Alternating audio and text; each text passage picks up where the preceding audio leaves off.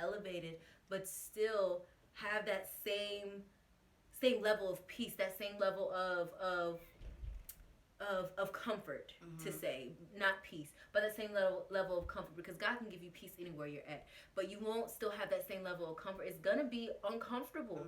It's going to be painful a lot of the time, because it's somewhere that you've never been. Like, I'm asking you to pull me to somewhere that I have not been, something that I don't know, something I have not tasted and have not seen. So I need you to be with me to go through this.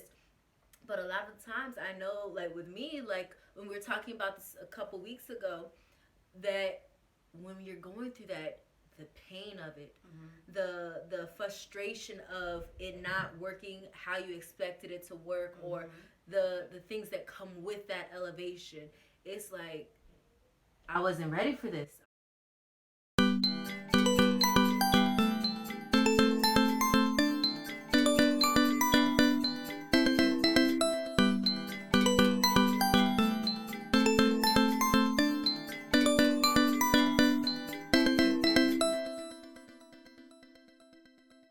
Foolishness. Hi, my name is Brescia. And my name is Shaquita. And welcome to Searching for Freedom. So today's topic is going to be, are your feelings keeping you from God's elevation? So what does that mean? For example, you say, God, I want a new car, or God, I want a new position, or God, I want to serve in this area, or God, I want to have a family, or I want a husband, or things like that. And then when God starts calling you out into the deep, into those areas, and it starts becoming painful, is it your feelings that make, nah, I'm not doing that, like that is too much, or Satan is attacking me and I'm not going there? Like, is it your feelings keeping you from allowing God to elevate you, because you feel it, because you may feel that what you want shouldn't be Shouldn't cost that high of a price. it shouldn't cost you that much. That's really good. I feel like we kind of, as you guys know, past couple weeks, we were going through it. But I definitely feel where you're coming from with this video, and it's just like, yes, we want these things. We want more. We want God to use us, and we say all the time that, God, if you're gonna use anybody, use us. So we say that, and the heart posture behind it is genuine. It's like, God, we want to be used. But then when He's like, okay, you said that this is what you want. Now it's time. Are you willing to go through what's required for you to hold that position? For you to be able to carry my cross to where you're saying you want to carry it to? For you to be able to say that you are a child of God and that you're being used in this area, it comes with a price.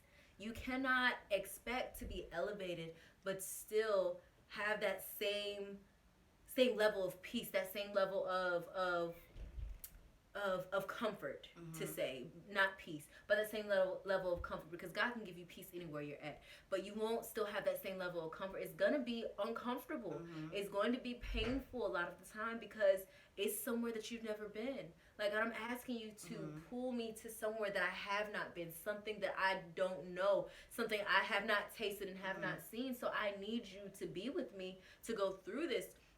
But a lot of times, I know, like with me, like when we were talking about this a couple weeks ago, that when you're going through that, the pain of it, the frustration of it not working how you expected it to work, or the things that come with that elevation, it's like, I wasn't ready for this. I'm not. And then you may get in your feelings, and it's like, all right, well, I'm gonna just sit here. Like, I don't even know what to do at this point. Like, I can barely go to war for myself the way that I used to. And it's just like, are your feelings going to allow you to not be able to praise and worship the way that you would have in a previous season?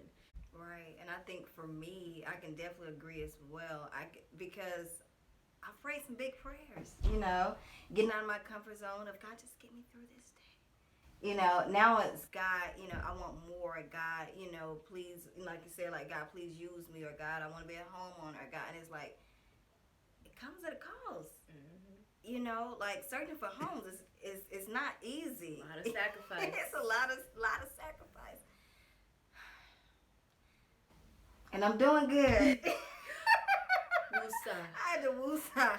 You know, because you have to make a lot of sacrifice wherever God is calling you to, and then you also have to not lean on your own understanding. And I think that's so hard. And then be able to seek first His kingdom above all else. You and your feelings about that, like, but God, I wanted this, and this person got it, and you and your feelings, so you upset, throw the whole temper tantrum, and He like, if you just simmer down, I'll let you know that you gonna be that person boss.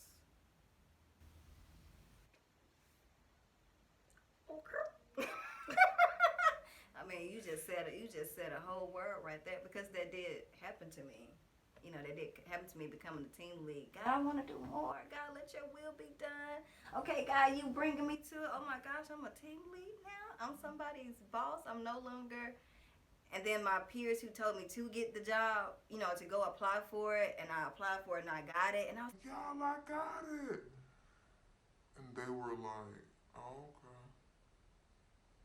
so sometimes what you're asking for will come at a cost, but will you allow your feelings to stop you from being elevated because you're no longer comfortable, because it doesn't look familiar, because the people you thought that would meet you on the other side of it, you may have to leave behind.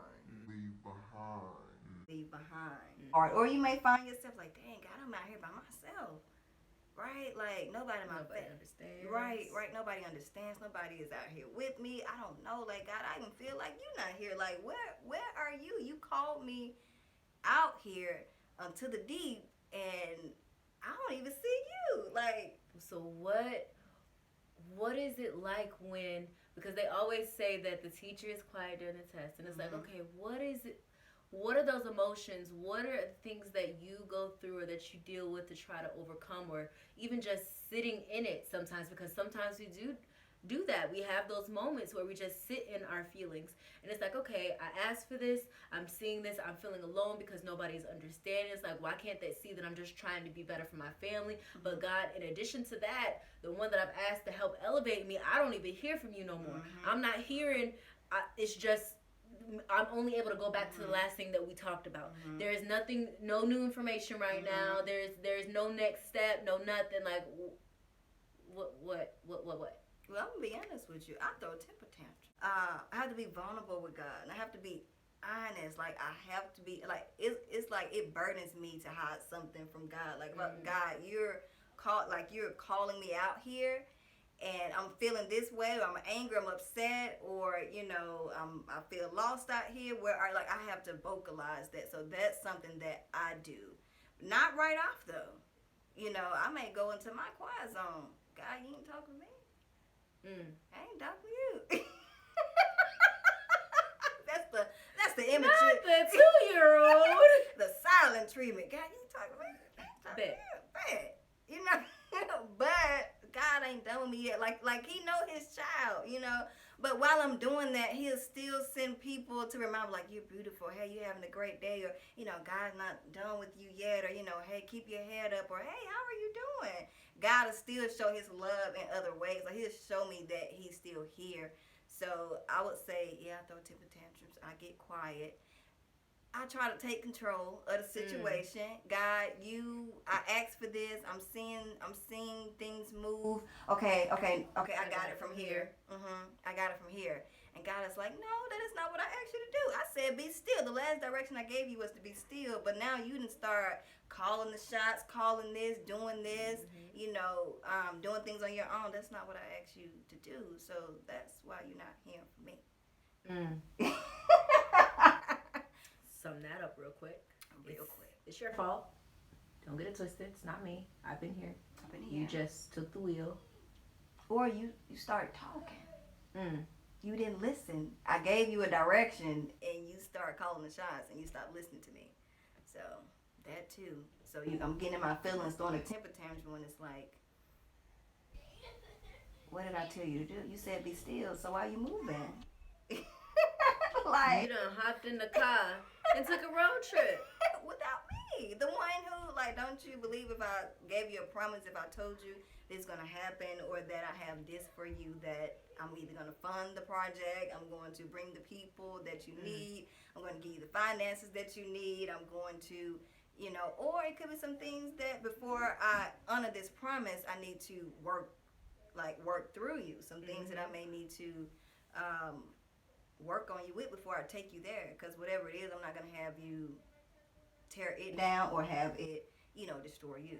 But what God continuously reminds me is that, you know, this is not the first storm you've been through.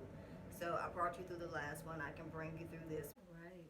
No, I definitely feel like I will very quickly get in my feelings and just allow it to make me feel overwhelmed. And then when all of that happens, it's just like, okay, it's too much going on right now, because it never seems to be one thing at a time.